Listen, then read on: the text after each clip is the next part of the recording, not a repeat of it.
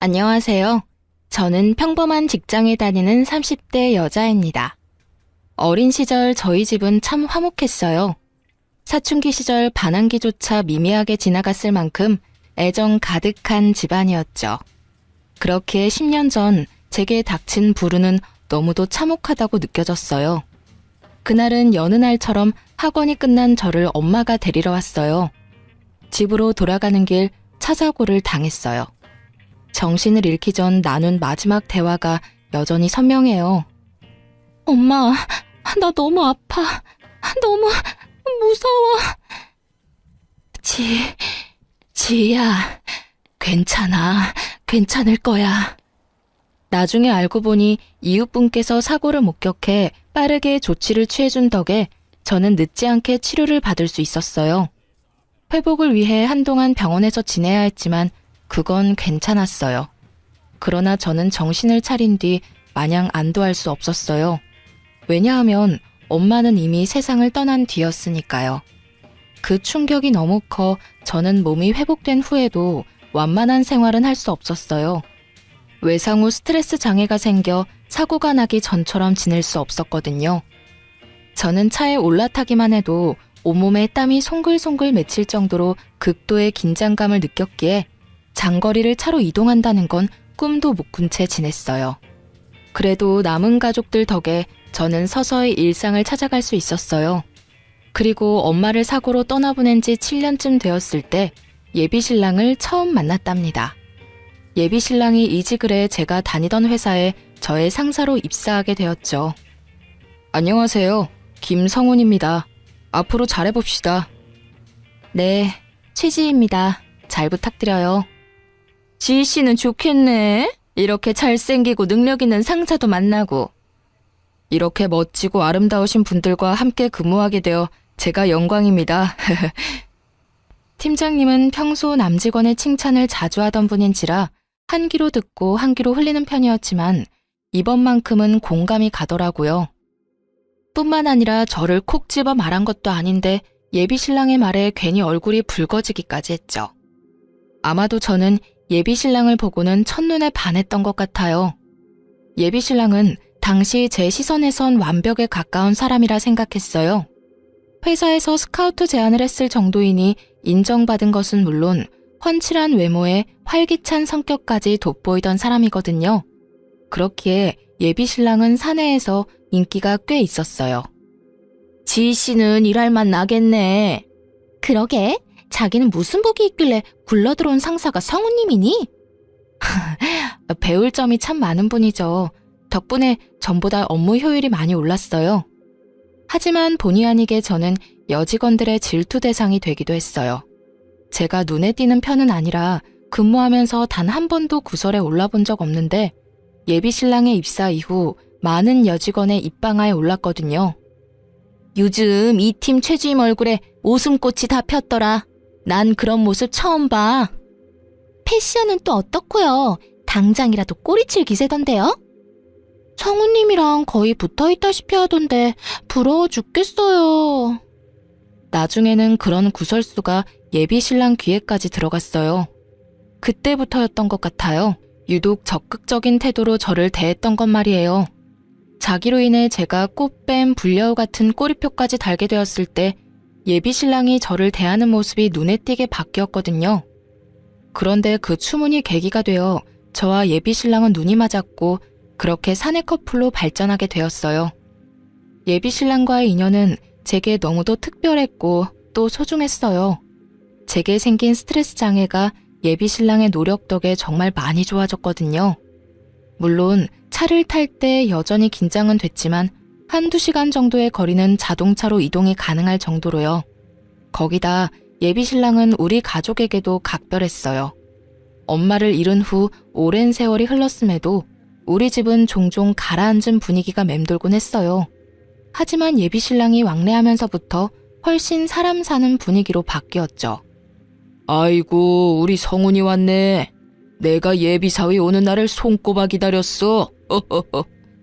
아빠도 참 그렇게 부담 주지 마.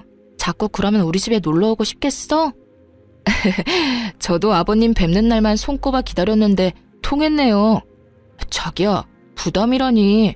난 너무 감사하고 좋아. 친정아빠는 언제나 예비 신랑과 함께 보내는 시간엔 들떠 있었어요. 딸들만 있어서 아들이 있다고 느껴지는 순간이 기쁘다고 했죠.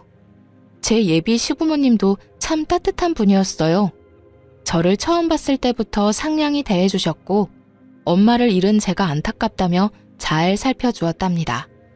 특히 예비 시모가 제게 신경을 많이 써주었어요. 어딜 가든 뭘 하든 저를 챙겨 함께하곤 했어요. 저는 그런 예비 시모에게 깊은 감사를 느꼈죠. 결혼만 안 했다 뿐이지 양가 부모님 모두 우리를 이미 가족과 다름없이 대했어요. 그렇기에 내 생에 이런 감사한 인연이 또 있을까 싶을 만큼 저는 예비 신랑에 대한 감정이 나날이 깊어갔죠. 딱 하나 제게 남은 시련이 있다면 차를 타는 것은 어느 정도 나아졌다고 해도 여전히 운전대를 잡는 건 어려움이 크다는 것이었어요. 그 탓에 저는 제 차가 있었음에도 사고 이후 단 한 번도 몰아볼 수 없었어요. 이 이유로 차를 팔까 수없이 고민했던 적도 있었지만 제 첫 취직 선물로 부모님께서 선물해 주신 거라 쉽지 않았어요. 더군다나 그 차는 친정엄마가 직접 골라준 거였거든요. 예비신랑도 제게는 소중한 자동차임을 알고 있었던 터라 저를 대신해 관리를 도맡아 해주었죠. 하루는 예비신랑이 뜻밖에도 제 차를 빌려주라고 부탁을 하더군요. 자기야, 자기 차 말이야. 내가 며칠만 좀 타고 다닐 수 있을까? 갑자기 왜? 차에 무슨 문제라도 생겼어? 아니, 점검을 맡겼어. 내 차가 이제 오래됐잖아. 그래서 그런지 이번 기회에 이것저것 살펴보자고 하더라고. 하긴 아버님께서 타시던 차라고 했잖아. 내 차라도 괜찮다면 나는 좋아. 저는 흔쾌히 수락했고 예비신랑이 편히 타고 다니도록 며칠 보험까지 들어주었어요. 길어야 사나흘 타는 정도라고 해도 꼭 필요하다고 생각했거든요. 예비신랑은 큰 부탁을 들어준 게 아닌데도 진심으로 고마워했어요. 그리고 며칠 뒤 차를 돌려받기로 한 날이 되었는데 밤이 다 되도록 예비신랑이 차를 가지고 오지 않는 거예요. 연락도 되지 않아 얼마나 마음 졸였는지 몰라요. 이런 제 마음을 아는지 모르는지 예비신랑은 한참 후인 밤 12시가 훌쩍 넘어서야 연락이 오더군요. 왜 이렇게 연락이 안 돼? 얼마나 걱정했는지 알아? 미안해. 가볍게 저녁만 먹고 파하기로 했던 자리가 갑자기 술자리로 바뀌는 바람에 연락을 바로 못했어. 술? 오빠 지금 어딘데? 운전은 어떻게 하려고 술을 마셔? 술을 마셨다는 말만으로도 불안이 엄습했어요. 워낙 운전에 관한 일이라면 예민하던 저라 감정에 휘말리지 않게 이악 물고 참았어요. 하지만 곧 이어진 예비신랑의 말에 치밀어 오른 화를 주체하지 못했어요. 자기야, 실은 숨김없이 솔직하기로 약속해서 털어놓는 건데. 뭐야? 무슨 사고라도 쳤어? 왜 그렇게 밑밥을 깔고 그래, 불안하게. 대리를 부르는 대신 친구가 대신 운전을 해줬어. 그런데 정말 그 애는 맥주 2잔 정도밖에 안 마셨거든. 취기 하나 없이 멀쩡했는데 하필이면 음주운전 단속을 하고 있지 뭐야. 뭐?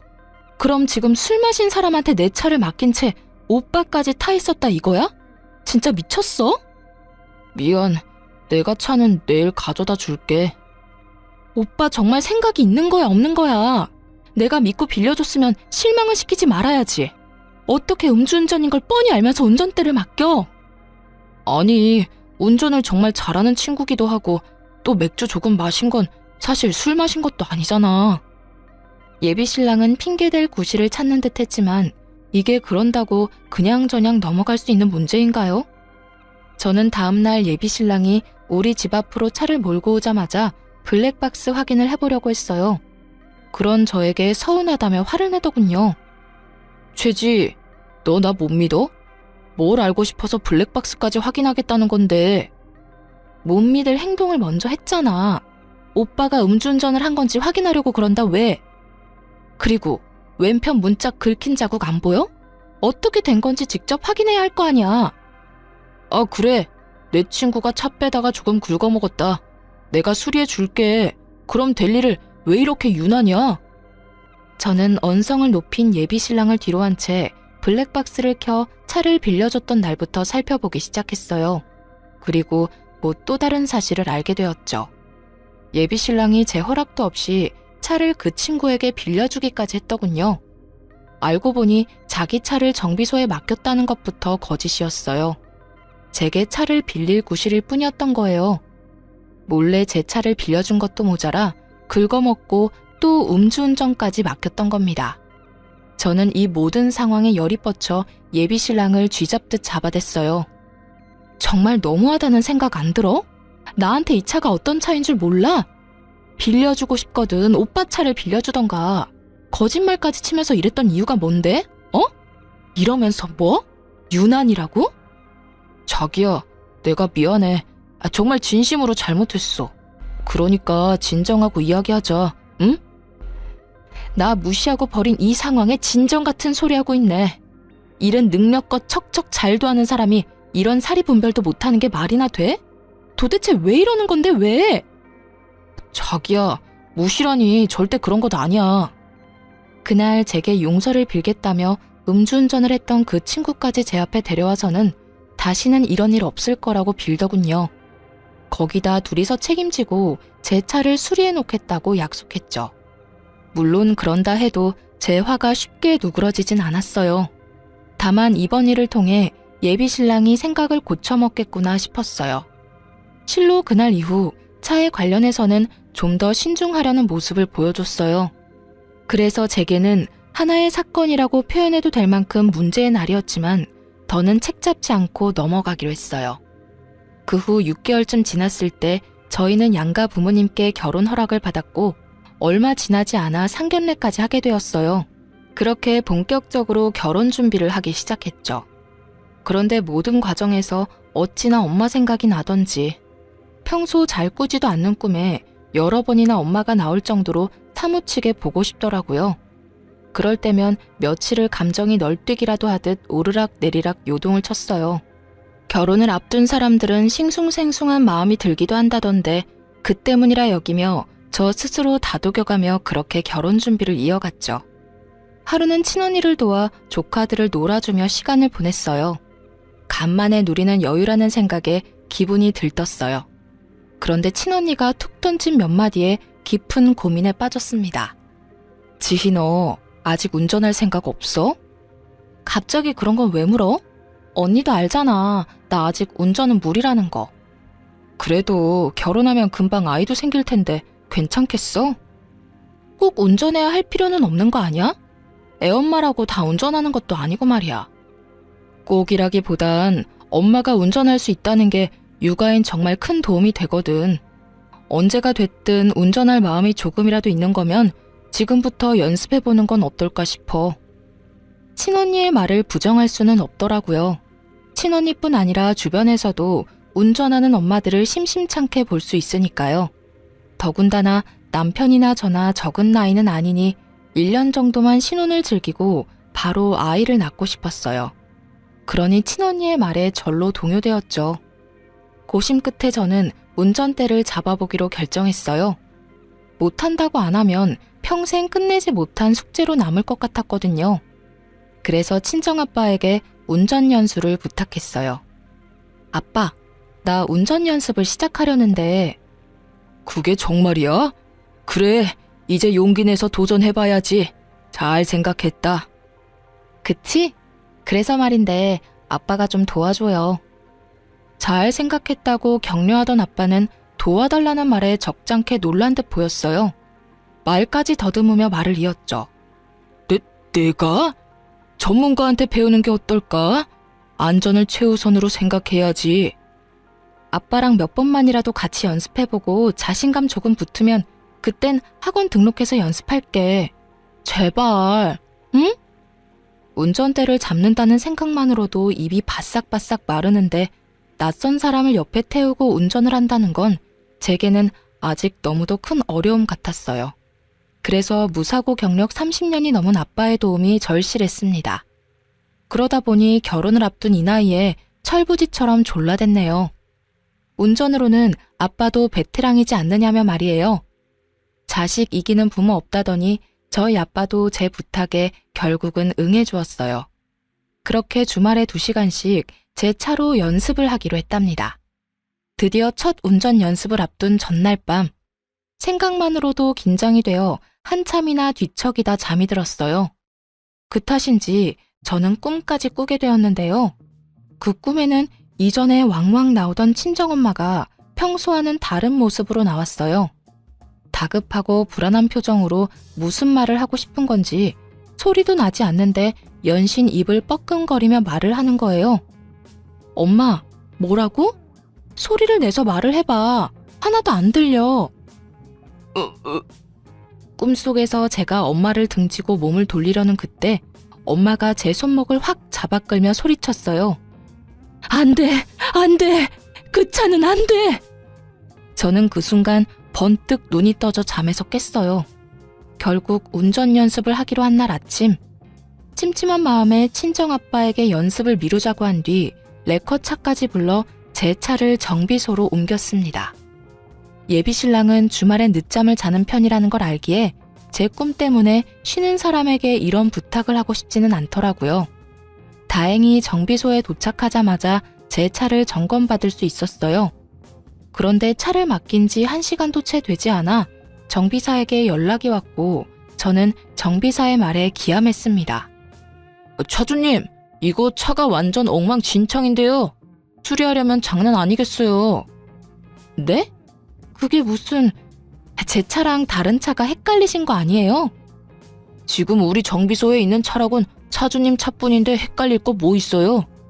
그나저나 이 차로 운전 연습을 나갔다간 다시는 운전대 잡을 일조차 없을 뻔했어요. 점검 맡기길 천만다행이지.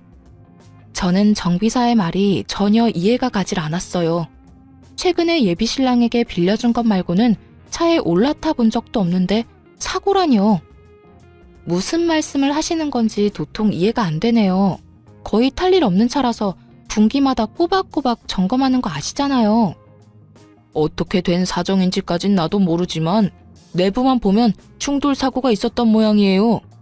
이 정도로 망가지려면 사고도 꽤 컸을 것 같은데. 그 말을 듣는 순간 불현듯 떠올랐던 때가 있었어요. 사실 예비신랑이 갑작스럽게 입원했다며 연락이 왔던 적이 있거든요. 저는 정비사에게 양해를 구해 전화를 끊은 뒤 곧장 예비신랑에게 찾아갔어요. 잠이 덜 깼는지 부스스한 몰골로 현관을 열어주더군요. 저는 그런 예비신랑에게 물었습니다. 오빠, 입원했던 이유가 뭐라고 했었지? 갑자기 찾아와선 무슨 소리를 하는 거야. 태어난 지가 언젠데 그런 걸 물어? 내 차 말이야. 오늘 정비소에 맡겼는데 내가 이상한 소리를 들었어. 뭐? 갑자기 정비소에 차를 왜 맡겨? 그걸 어떻게 정비소까지 가지고 갔는데? 예비신랑은 제 차 얘기가 나오자마자 잠이 번뜩 깨는지 놀란 토끼 눈이 되어서는 묻더라고요. 저는 화를 누른 채 정비소에서 들은 이야기를 꺼냈어요. 하지만 예비신랑은 자신이 아니라며 어찌나 잡아떼던지 입원했던 걸 몰랐다면 깜빡 속을 정도였다니까요. 왜 맡겼는지는 중요한 게 아니야. 내가 사장님한테 이상한 소리를 들었어. 차 상태가 안 좋다는데 오빠 뭐 아는 거 없어? 차가 어디가 어떻게 이상하다는데? 설마 너 나를 의심하는 거야? 응. 오빠 말곤 내 차를 타는 사람도 없고 오빠만큼 내 차를 잘 아는 사람도 없으니까. 내 차가 사고 차량 같다는데 어떻게 된 거야? 내가 그걸 어떻게 알아? 사고 차량이라니 말도 안 되잖아. 그리고 내가 이런 의심이나 받자고 그동안 널 대신해서 관리해준 줄 알아? 이런 대우나 받자고 내가 신경 써준 줄 아냐고. 솔직하게 먼저 털어놓았다면 좋았을걸. 끝까지 잡아떼고 억울하다는 듯 말하는 예비신랑의 태도에 저는 참을 수 없었어요. 혹시나 하는 마음에 정비사와 나눈 통화 내용을 녹음해뒀는데 그걸 이렇게 쓰게 될 줄은 정말 몰랐네요. 저는 예비신랑을 한참 노려보다가 말없이 녹음해뒀던 파일을 재생시켜 들려주었어요. 이래도 억울한 척, 모른 척 할 거야? 운전대도 못 잡는 내가 사고를 냈을까? 빨리 바른 대로 말해. 지희야, 미안해. 정말 계속 숨기려던 건 아니었어. 수리비가 너무 많이 든다고 해서. 그런데 전체 수리할 돈은 없어서 어쩔 수 없었어. 오빠의 안일함으로 인해 오늘 어떤 일이 생길 뻔했는지 알아? 예비 신랑은 그제야 모든 걸 인정한 듯 털어놓기 시작했어요. 저 모르게 차를 몰고 나간 적이 있는데 그때 사고를 당했다고요. 입원했던 것도 전부 그 사고 때문이었다면서요. 당시 제 차가 없어졌다는 사실을 뒤늦게 알게 되어 예비 신랑에게 물어봤었는데 그때는 점검일이 다가와 미리 제 차를 가져가 자신이 아파트 단지에 세워뒀다고 했어요. 급작스럽게 입원하게 되어 말을 못했다고요. 저는 바보처럼 그 말을 그대로 믿었네요. 이런 비밀이 숨겨져 있던 건 줄도 모른 채 말이에요. 하지만 여전히 풀리지 않은 의문이 하나 있었어요. 바로 자동차의 외관은 너무도 멀쩡했다는 거죠. 저는 혹시나 하는 마음으로 예비 신랑에게 물었어요. 외관은 평소랑 다를 게 없었어. 그래서 사고가 났을 거란 생각도 못했고. 어떻게 된 거야? 외관만 먼저 수리했어. 다음 달에 보너스 나오면 그때 내부 수리도 할 예정이었고. 너는 운전을 못하니까 그 사이에 무슨 일이 생길 거라는 생각은 못했어. 그러니까 지금 오빠 말은 나를 속이기 위해서 외관 수리만 먼저 했단 거야? 내가 정말 이 일을 끝까지 모를 거라고 생각하고? 진짜 오빠가 나한테 어떻게 이래? 실로 꿈에서 엄마가 나와 차에 대해 암시해주지 않았더라면 이번은 엄마의 뒤를 이어 저와 친정아빠가 상을 치렀을지도 모른다는 생각에까지 이르자 온몸에 소름이 끼쳤어요. 그렇기에 저는 더욱 분노를 참을 수 없었어요. 제가 차를 몰고 나갈 일이 없다고 이런 일을 비밀로 한다는 게 맞는 건가요? 어떤 일이 생겼을 땐 자신이 저지른 일에 대해 솔직히 털어놓고 용서를 구하는 게 먼저 아닌가요? 저는 예비 신랑을 향한 실망감에 언성까지 높이며 화를 냈어요. 그런데 제게 미안함을 내비치던 예비 신랑은 제가 쏟아내는 분노에 얼굴이 점점 굳어갔어요. 그러더니 결국 제게 상처까지 안겨주었습니다. 그러니까 네가 얼마나 놀랐을 줄 아니까 내가 계속 미안하다고 했잖아. 무릎이라도 꿇고 싹싹 빌어야 해? 아니면 계속 내가 네 눈치라도 보고 있어야 해? 그래야 기분이 좀 풀리겠어? 어? 뭐? 오빠는 내가 화내는 게 거슬려? 그럼 내가 화낼 일을 애초에 만들지 말던가. 아무것도 모르고 내가 원래 계획대로 아빠와 운전 연습이라도 했어봐. 그래, 그건 계획이었던 거고 어머님께서 꿈에서 알려줘서 사고 없이 잘 넘어갔잖아. 그럼 다행인 거지. 이렇게 전후 사정 다 털어놓은 나한테 화만 내고 있을 필요가 있어? 내가 이 사실을 미리 알게 돼서 망정이지. 몰랐으면 나나 아빠나 이미 이 세상 사람이 아니었을지도 모르는데 그런 말이 나와?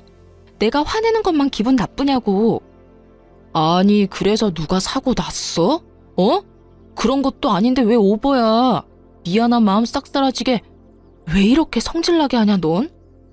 점점 뻔뻔하다 못해 못나게 구는 예비 신랑의 언행에 정이 다 뚝뚝 떨어졌어요. 말로는 안 되는 사람이란 걸 온몸으로 느꼈기에 지금의 제 감정을 딱 10분의 1만큼이라도 느끼게 해주고 싶어졌어요. 그래서 예비 신랑의 삐까뻔쩍한 차로 다가가 사이드 미러를 아작냈어요. 예비 신랑은 외제차를 몰았는데 워낙 차를 좋아해 공들여 관리했죠.